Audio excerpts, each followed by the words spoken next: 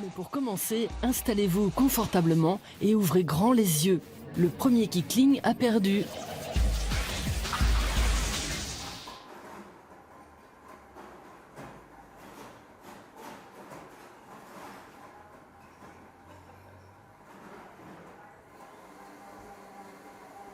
C'est bon, on jette l'éponge. Je m'appelle Eric André. Je suis humoriste et je me trouve actuellement à Berlin. J'ai pas de caleçon. J'ai vu mon engin dans le miroir tout à l'heure. I'd like to make a toast to my best friend, Bud Malone. Cet homme-là ne recule devant rien. Eric André est le maître incontesté de l'humour néo-dada, que ce soit en tant qu'humoriste, réalisateur ou encore musicien. Pour cet Américain, la seule règle, c'est qu'il n'y a pas de règle. 1, 2, 3, 4, 5, 6, 7, 8, 9. Ladies and gentlemen, it's the Eric André Show! Dans son émission diffusée depuis 2012 sur la chaîne câblée américaine Adult Swim, Eric André parodie les très célèbres talk-shows et il n'y va pas avec le dos de la cuillère. Ses invités s'appellent Flying Lotus, Tyler the Creator ou Jack Black. Ils savent à quoi ils s'exposent et visiblement, ça ne leur fait pas peur. Come on, James.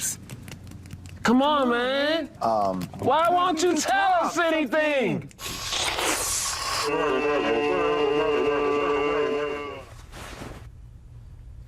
That motherfucker's not joking.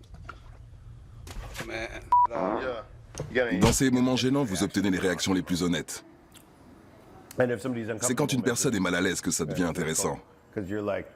Parce qu'on peut observer la façon dont elle va gérer la situation. C'est authentique. Je ne veux surtout pas épargner mes invités. Je vais les torturer. Je suis un sadique. It's like 90 degrees.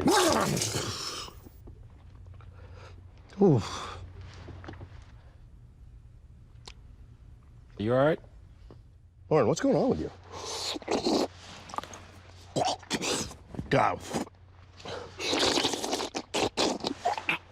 Nope.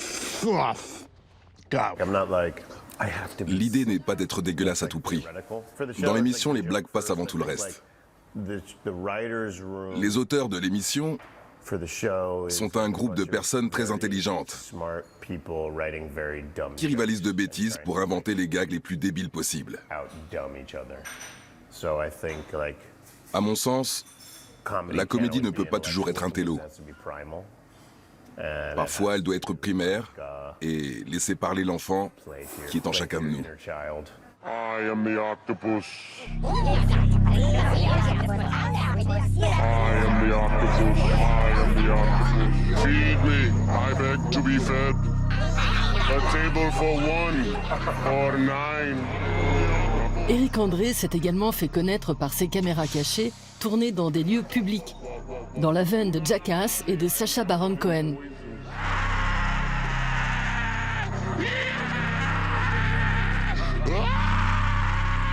See something cool? Cops don't give a shit anymore. Hey!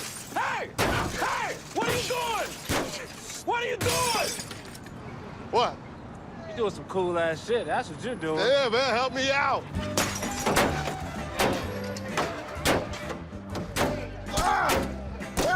New York, New York! It's not the comedian's Ce n'est pas à l'humoriste de décrire son humour, mais au public de l'interpréter. Expliquer une blague, c'est le meilleur moyen pour qu'elle tombe à plat. Je suis influencé par tout ce qui est surréalisme et nihilisme. En revanche, l'anarchisme nie les conséquences de la violence, et ce n'est pas mon genre. Moi, je fais l'amour, pas la guerre. C'était quoi déjà le nom de cette maison close? Shit, what the fuck? Oh my god, turn it off! What did you press? Oh, shit. Eric André a tiré de ses canulars, tout sauf anarchiste, un long métrage. Le road movie Bad Trip a été produit par le co-créateur de Jackass, Jeff Tremaine. Pour ce film, Eric André a osé appuyer là où ça fait vraiment mal. En 2016, je suis allé au Congrès national républicain. C'était du délire. Carrément terrifiant. Are you anti-abortion? Because I'm Uncle Abortion. How about I knock you up and we get rid of the dang thing? I'm looking for the transgendered bathtubs in here. I gotta do a number 2. Do you have any idea where those are at? C'est un amas de cow-boys à petits pénis qui ne savent pas se battre. L'arme à feu est l'instrument des lâches. Mon pays est rempli de trouillards à petites bites. C'est comme un phallus géant. Une arme, ça a quelque chose de freudien. M'en parlez pas. C'est juste hallucinant. Les m'as-tu vu de la scène artistique en prennent eux aussi pour leur grade. L'exposition est factice, mais les visiteurs sont bien réels.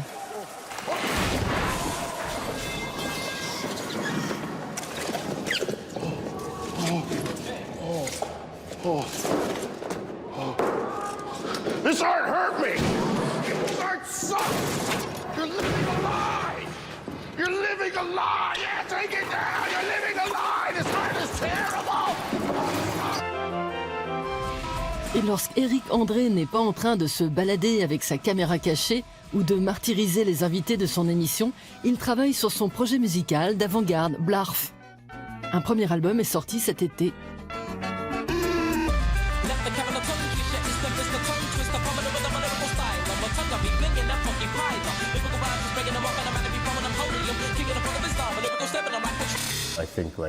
Le plus gros préjugé qu'on puisse avoir sur les auteurs, les artistes ou les humoristes, c'est que ce sont tous des drogués renfrognés et maladifs qui souffrent pour leur art.